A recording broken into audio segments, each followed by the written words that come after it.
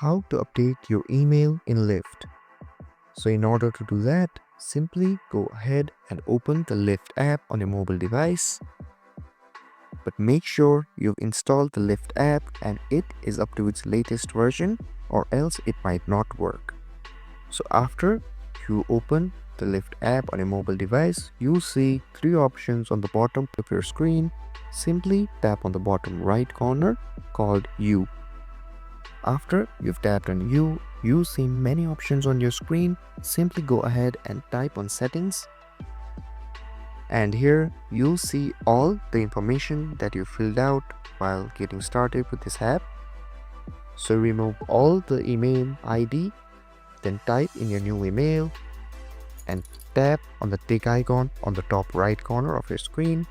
Lyft will send you a verification email, and after you verify it by entering the 6-digit code, your new email will be updated in Lyft, and it is that easy.